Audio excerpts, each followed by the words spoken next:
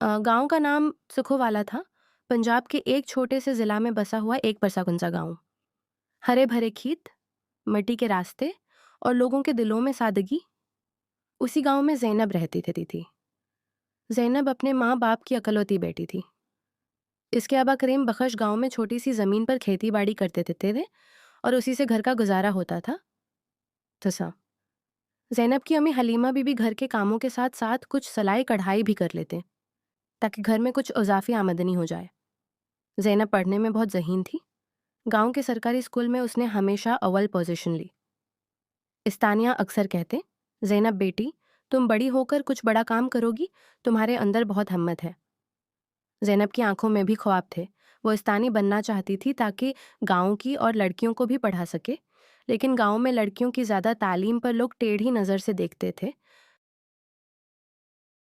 करीम बख्श के भाई अक्सर ताने देते, अरे भाई, लड़की को क्या इतना पढ़ाना, आखिर शादी करके किसी और घर ही तो जाना है, खर्चा ज़ाया मत करो।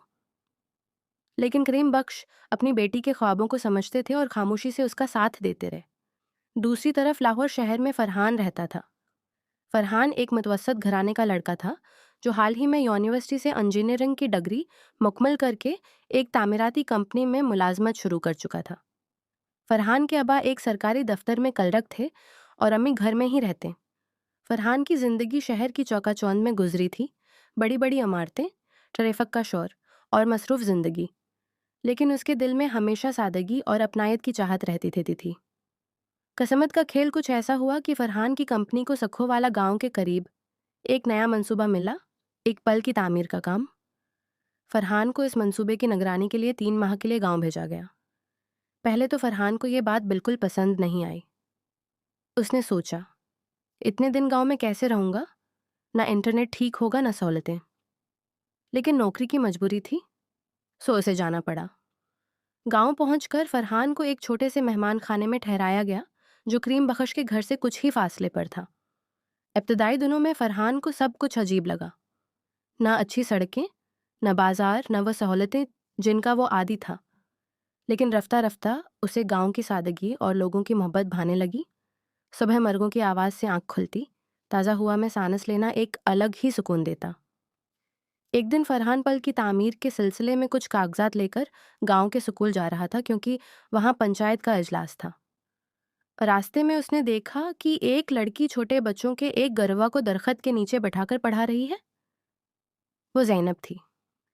स्कूल के बाद वो रोज़ाना गांव के गरीब बच्चों को मुफ्त पढ़ाती थी, जिनके वालिदैन उन्हें स्कूल नहीं भेज सकते थे। फरहान कुछ देर रखकर ये मंजर देखता रहा।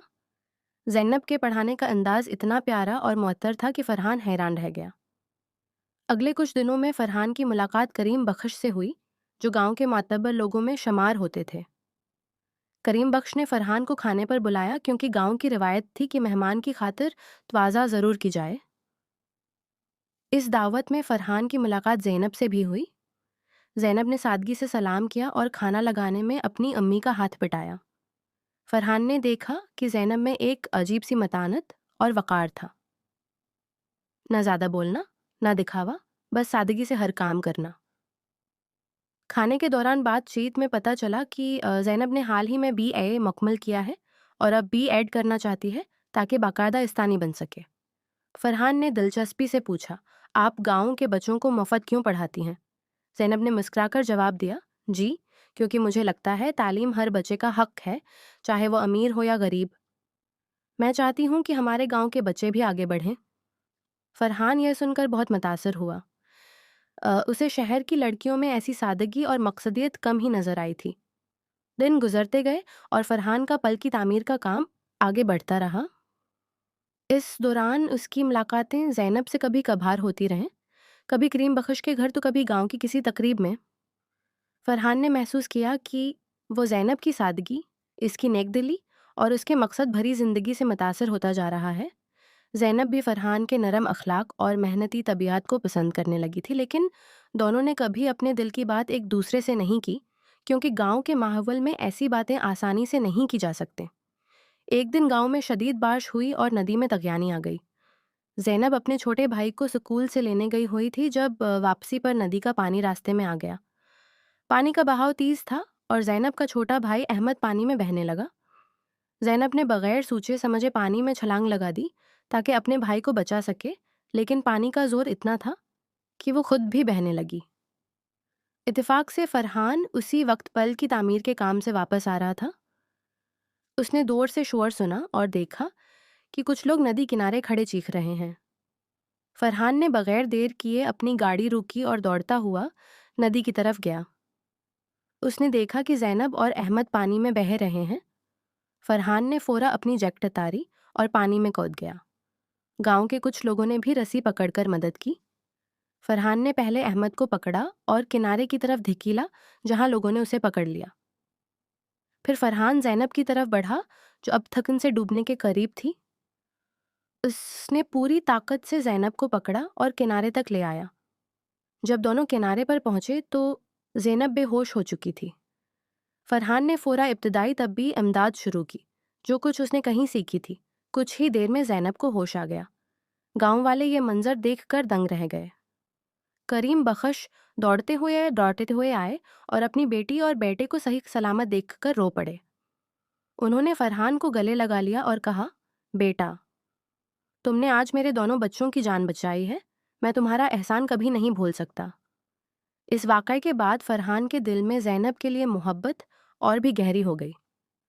زینب بھی فرحان کی ہمت اور بہادری سے بہت متاثر ہوئی، لیکن دونوں جانتے تھے کہ یہ محبت اتنی آسان نہیں۔ فرحان شہر کا لڑکا تھا اور زینب گاؤں کی لڑکی۔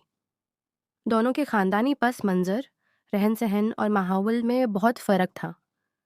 فرحان کو یہ خوف بھی تھا کہ اس کے والدین گاؤں کی لڑکی سے شادی پر کیا ردعمل دیں گے۔ ایک رات فرحان نے ہمت کر کے اپنی امی کو فون پر سب کچھ بتا دیا۔ اس نے کہا، امی، میں نے ایک لڑکی کو پسند کیا ہے، وہ گاؤں کی ہے، سادہ ہے، لیکن اس کا کردار اور اس کی نیکی مجھے بہت پسند ہے۔ فرحان کی امی کچھ دیر خاموش رہیں، پھر بولے، بیٹا، ہمیں پہلے اس لڑکی اور اس کے گھرانے کے بارے میں جاننا چاہیے، صرف گاؤں شہر کا فرق دیکھ کر فیصلہ نہیں کرنا چاہیے۔ کچھ ہفتوں بعد فرحان کے والدین گاؤں آئے تاکہ زینب اور اس کے گھرانے سے مل سکیں۔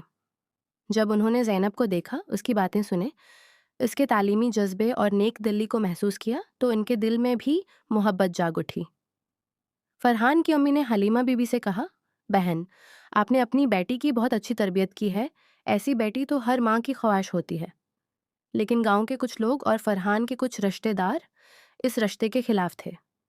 فرحان کے ایک چچا نے کہا، بھائی، شہر کا لڑکا گاؤں میں شادی کرے گا تو لوگ کیا کہیں گے، برابری کا رشتہ ہونا چاہیے۔ فرحان نے مضبوط لہجے میں جواب دیا، چچا جان، برابری دولت یا شہر گاؤں سے نہیں ہوتی، برابری سوچ اور کردار سے ہوتی ہے، اور زینب کا کردار کسی سے کم نہیں بلکہ بہت سو سے بہتر ہے۔